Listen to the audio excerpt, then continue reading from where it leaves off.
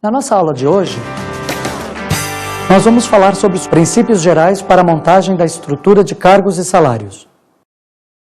Já é sabido por nós que cargos são representados por pessoas, e as pessoas são representadas dentro dessas empresas pelos cargos que elas ocupam dentro do quê? Dentro de uma estrutura funcional. Como é que nós fazemos então para entender, quando nós entramos numa empresa, como essas pessoas se colocam? Eu entro numa empresa e olho lá para todas aquelas pessoas sentadas, ou entro numa empresa e olho para todas aquelas pessoas trabalhando nas máquinas, nos equipamentos, e começo a me perguntar, que cargo será que é mais importante do que o outro dentro desta estrutura?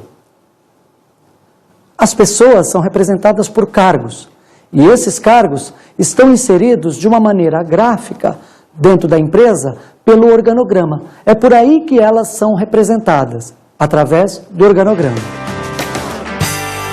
A estrutura funcional e os objetivos são extremamente importantes para nós entendermos a estrutura de cargos e salários dentro de uma organização.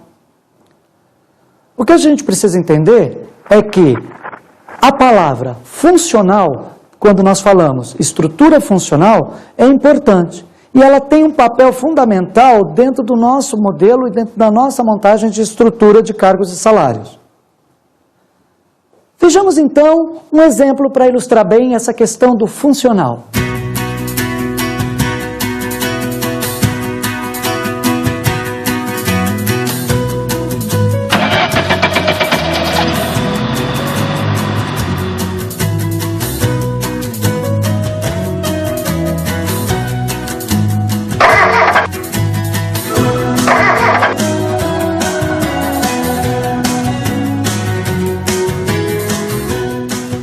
Essa palavra funcional, dentro da nossa estrutura funcional, ela está bem relacionada a esse exemplo que a gente acabou de passar para vocês. Às vezes alguma coisa funciona e às vezes alguma coisa não funciona. E elas estão relacionadas, essa questão do funcionar ou não funcionar, ela está muito relacionada à questão das funções. Quais são as funções que fazem uma coisa ou outra funcionar bem ou não funcionar? Vamos imaginar um outro exemplo, porque nós estamos falando do quê? Nós estamos falando de estrutura funcional. Então vamos pegar um exemplo lá da tua casa, né? Pega um exemplo da tua casa e olha assim, quem é que, de uma certa maneira, lidera a sua casa? É o seu pai? É a sua mãe? É o seu tio? É o seu avô? Independente de quem for, nós sempre temos uma imagem de quem é que comanda. Por isso que muitas vezes o que nós temos é a questão, e que é bastante falada, do chefe de família. Quem é o chefe de família? O chefe de família, e essa expressão, ela está relacionada àquela figura mais importante dentro da tua casa, né, e que comanda, e que é responsável, e que tem maior responsabilidade para com as pessoas dentro da sua casa. Então, as estruturas funcionais, elas também estão relacionadas a essa questão. Quando eu coloco um cargo dentro de uma estrutura de uma empresa, eu também, de uma certa maneira, vou vincular esse colocar o cargo dentro da estrutura a uma responsabilidade maior. Quem é que tem a maior responsabilidade dentro de uma empresa? E como que ela é representada? Como que é representado essa maior importância e maior responsabilidade dentro desta empresa, dentro dessa estrutura funcional? Essa representação que eu acabei de passar para vocês, ela também é utilizada bastante nas empresas. Só que as empresas se utilizam dessa representação de uma maneira gráfica, e não de uma maneira mental, como a gente acabou de fazer agora. Essa maneira gráfica, como as empresas representam, com quem é mais importante dentro da estrutura empresarial ou dentro dessa estrutura funcional, ela é feita através de uma coisa chamada organograma. O que é então um organograma? O organograma, ele nada mais é do que uma representação gráfica da importância relativa de cada cargo ou de cada pessoa em determinadas situações dentro dessa empresa.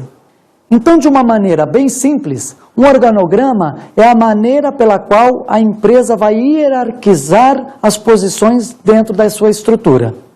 Vamos então ver 3 tipos diferentes de organograma. O primeiro deles é chamado organograma de linhas. Como é que é o organograma de linhas? O organograma de linhas, ele é construído a partir de alguns retângulos que se posicionam e que vai, de uma certa maneira, mostrar para a gente o que é mais importante dentro daquela empresa. Qual é o cargo que vem primeiro, qual é o cargo que vem em segundo lugar. Esse organograma, ele não é muito comum, não é muito utilizado pelas empresas. Por quê? Porque este organograma, ele tem uma relação com cargos menores ou com departamentos menores. Imagine vocês, se você tem uma empresa com uma estrutura muito grande, com vários departamentos, N departamentos, como é que você ia construir um organograma de linhas?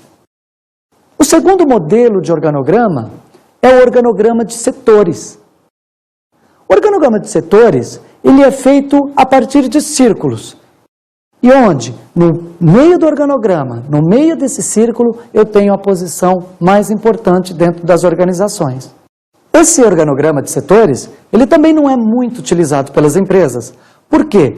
Porque ele é mais comumente utilizado por empresas que apresentam estruturas menores, estruturas com menos departamentos e com menos cargos. Mais uma vez, imagine se você fosse construir um organograma para uma empresa muito grande, que tivesse muitos departamentos. Qual seria o tamanho desse círculo? Quantos círculos você ia precisar para montar essa estrutura dentro da sua empresa? Ou a representação gráfica da importância dos cargos dentro da sua empresa. E, finalmente, nós chegamos aos organogramas clássicos.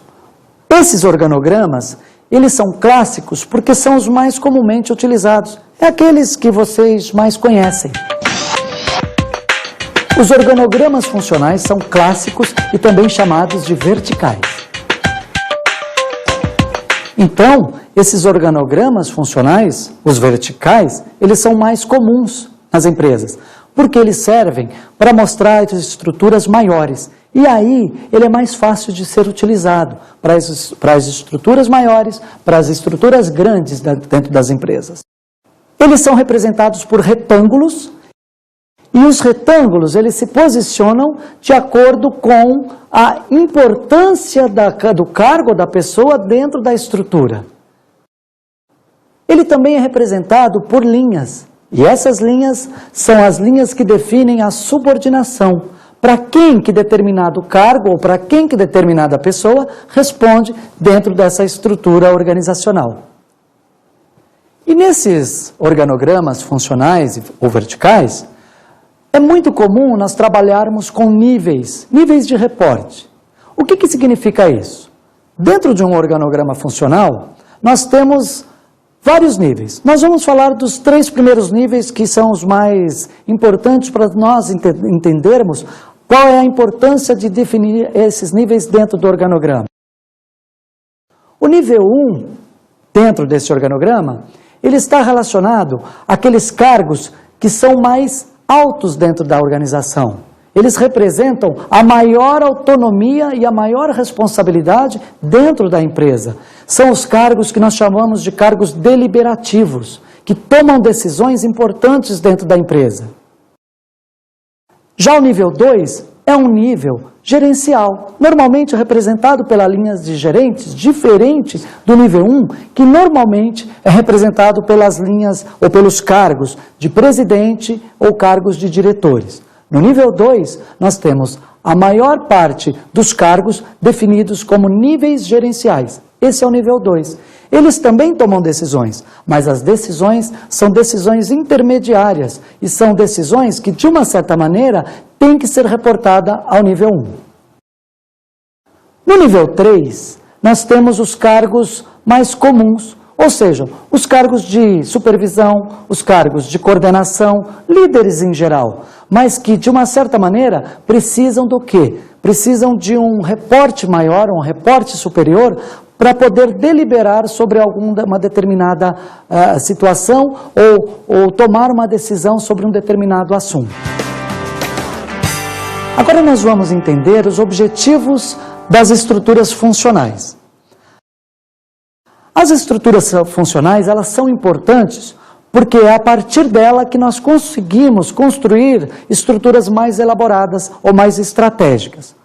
Em outras palavras, o que a gente está querendo dizer é o seguinte: eu preciso de uma estrutura funcional para que eu tenha o básico. Ou seja, eu preciso fazer funcionar a minha organização através das funções, ou seja, através dos cargos que estão nessa estrutura funcional. As estruturas funcionais, elas apresentam alguns resultados. Eu preciso de, no mínimo, 2 resultados a partir dessas estruturas funcionais. O primeiro deles está relacionado aos resultados intermediários, que podem ser representados por descrição de cargos, avaliação dos cargos, a pesquisa de mercado, a montagem da estrutura salarial e as políticas e normas finais do projeto de remuneração. E, finalmente, o enquadramento do pessoal. Os resultados finais, então, da montagem da estrutura de cargos e salários, podem, então, ser representados pelo quê? Equilíbrio interno e externo. A competitividade para atrair e fixar o pessoal dentro da minha organização. A questão da redução do turnover.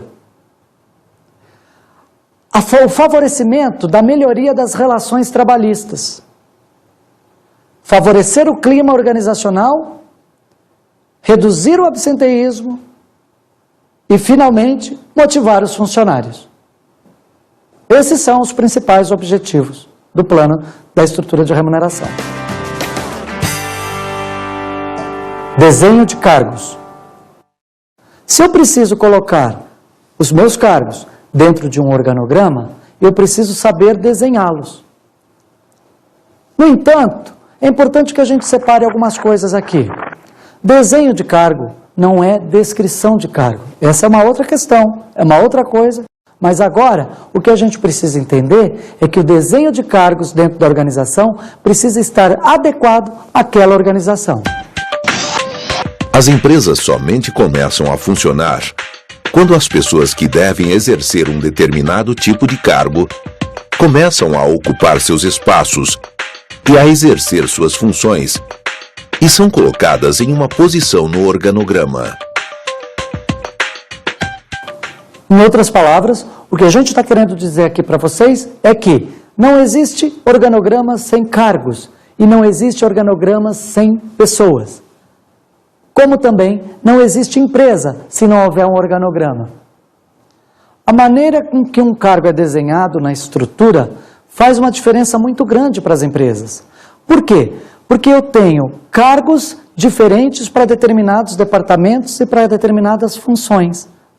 Esses cargos, eles serão diferentes à medida que eu coloco um cargo numa função ou mais repetitiva, ou mais monótona, ou mais difícil de se executar, numa tarefa mais difícil de se executar.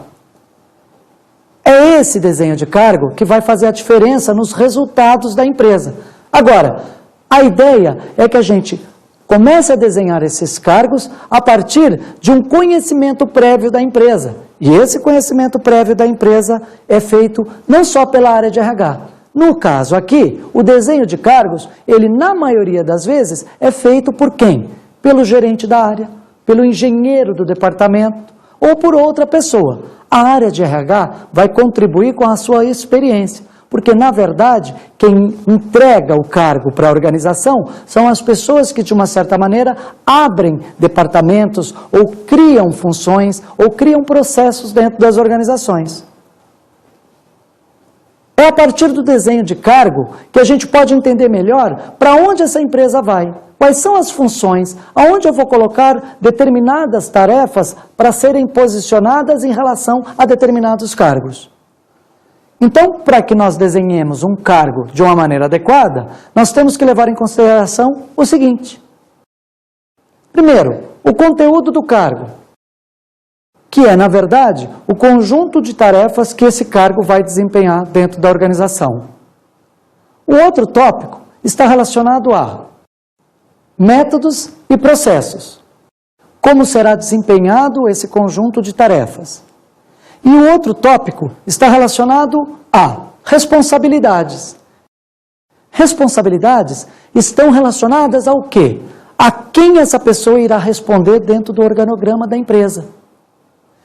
E o outro tópico, para a gente finalizar, é a questão da autoridade. E a autoridade, então, está relacionada a quem esse ocupante do cargo exercerá supervisão.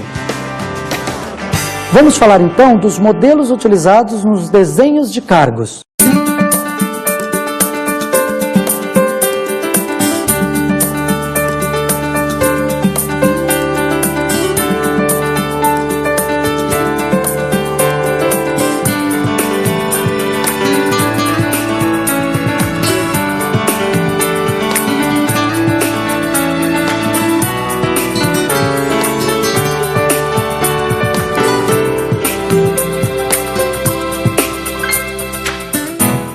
Vamos imaginar, então, que você vai abrir hoje uma empresa, seja qualquer empresa, ou uma empresa de consultoria, ou uma lanchonete lá no seu bairro, você vai abrir uma empresa. A partir do momento que você decide que você vai abrir uma empresa, a primeira coisa que você vai pensar é: quem é que vai fazer o que dentro dessa minha empresa? E aí você vai levar em consideração uma série de situações. O ambiente, quanto é que você precisa produzir, ou quanto você precisa vender, dependendo do ramo que você vai abrir, dependendo da empresa que você vai abrir. E você para e pensa: quais são os cargos que eu preciso dentro desta empresa?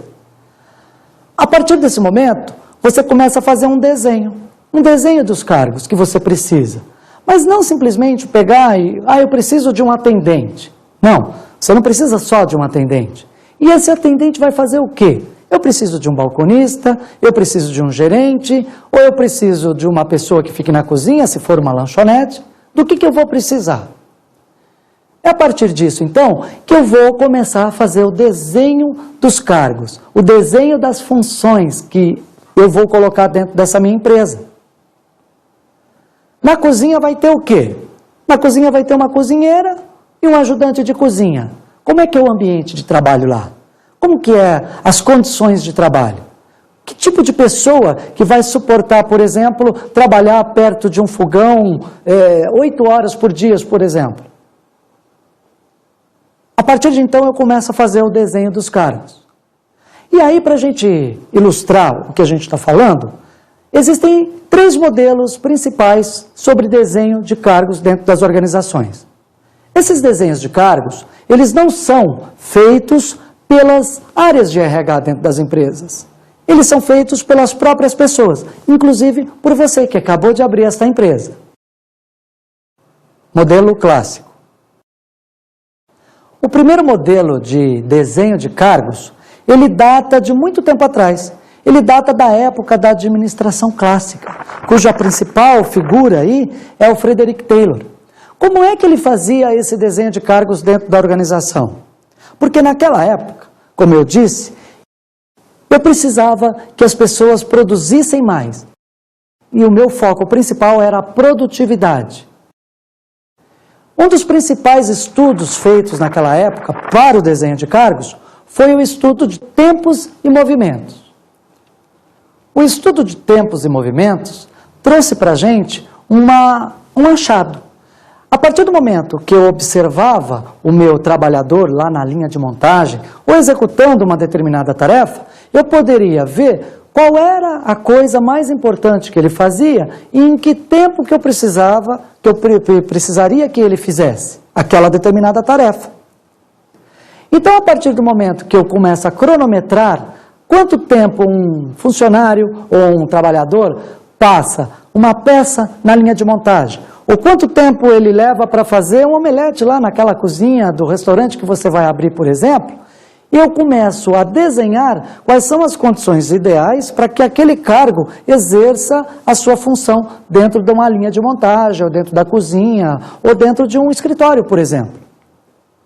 Então, no estudo de tempos e movimentos, O que eu tenho que levar em consideração é o fazer e não o pensar. Então, mais uma vez, a gente traz para vocês que naquela época, para esse estudo, para esse desenho de cargo, eu não estou muito preocupado com a pessoa, se ela está pensando ou se não está pensando.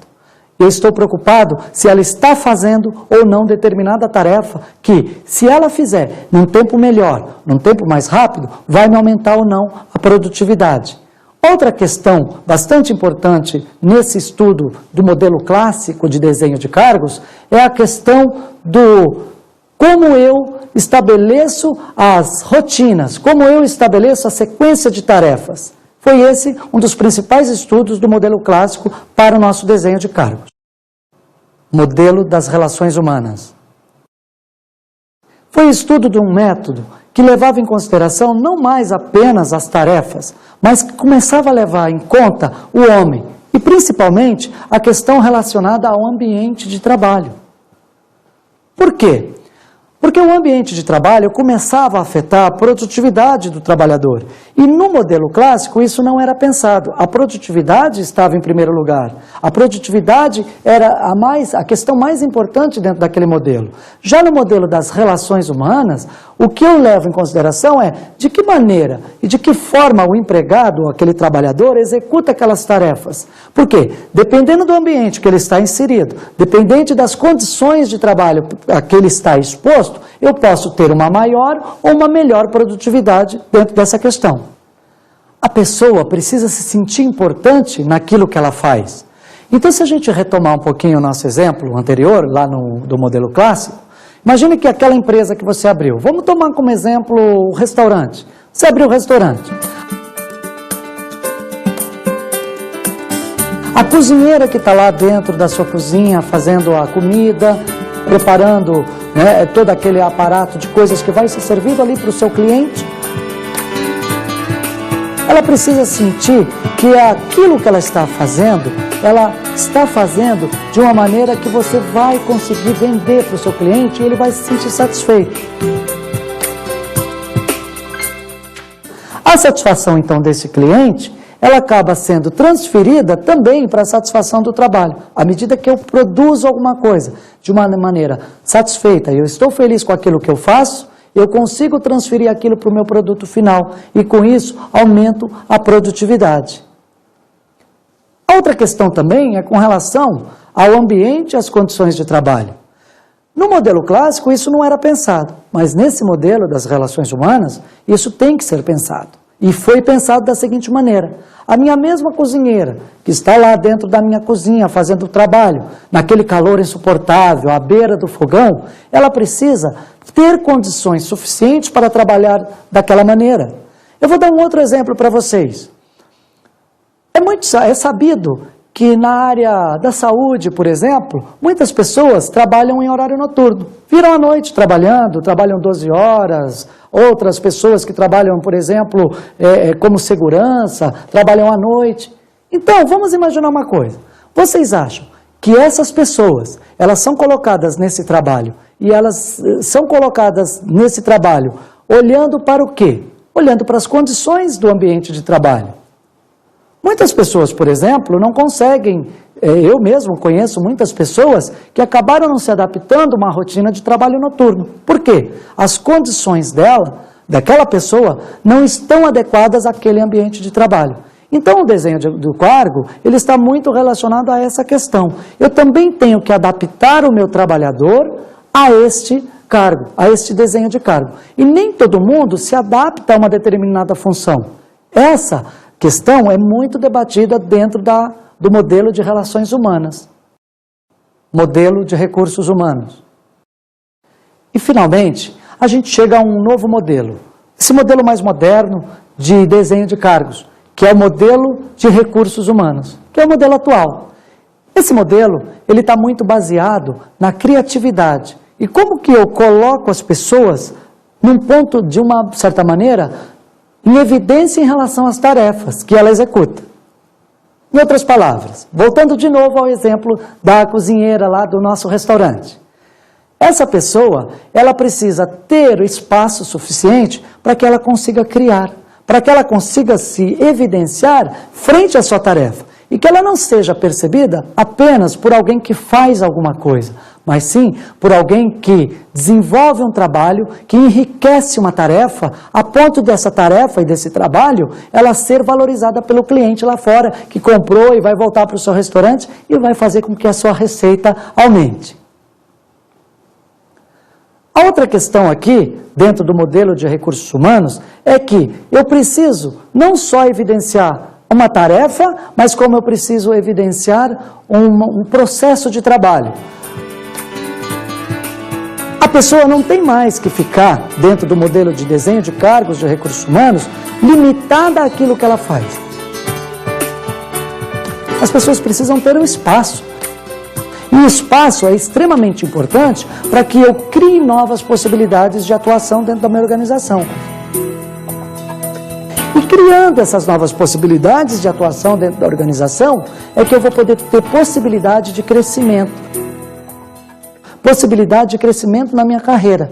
Esse é um modelo que é um modelo atual e é um modelo que deve permanecer por um pouco de mais tempo dentro dos modelos de remuneração e dentro das estruturas das empresas. Partindo então do modelo de desenho de cargos baseado no modelo de recursos humanos, esse modelo mais moderno e mais voltado para a criatividade, por que a gente não pensa um pouquinho como que ficaria esse exemplo?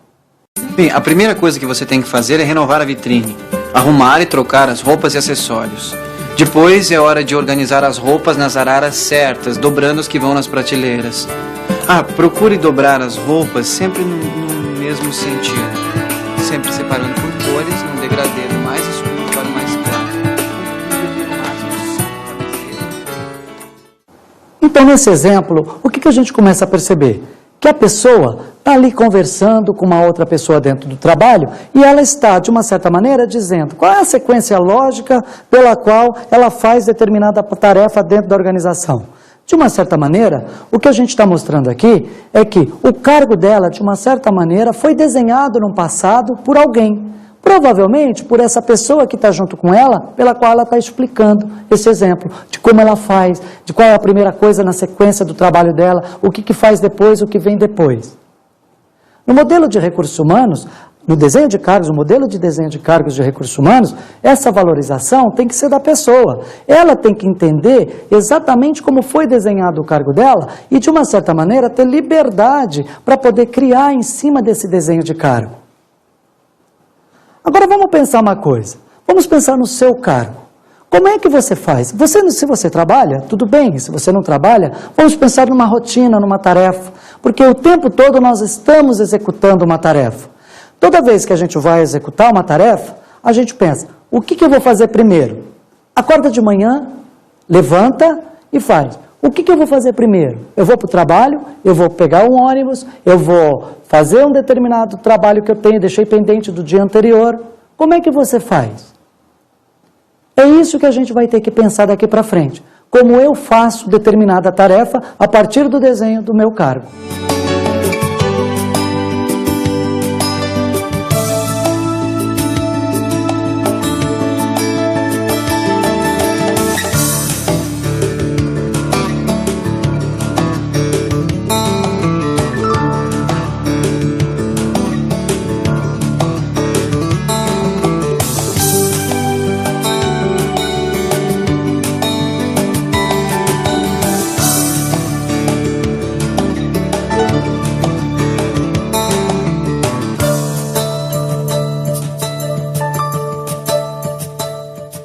Pensa então, mais ou menos assim, eu estou num clube, ou eu estou na igreja, ou eu estou na minha reunião de amigos. Pense mais ou menos em 5 questões ou em 5 tarefas que você deveria desenvolver ao longo do seu dia a dia. Vamos pensar nisso e imaginar como é que eu faço e o que eu faço primeiro. Esse é um exercício importante. Então, na nossa aula, nós discutimos principalmente qual é a importância do cargo dentro de uma estrutura funcional. E lembre-se, o organograma para isso é extremamente importante para a construção do nosso modelo de estrutura de cargos e salários.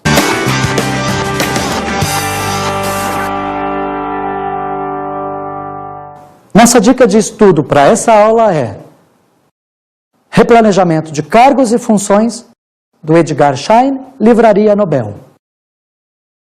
Esse livro é importante porque o Edgar Schein traz para a gente de que maneira que a gente pode desenhar ou classificar e entender melhor os cargos e as funções dentro das organizações. Bom estudo!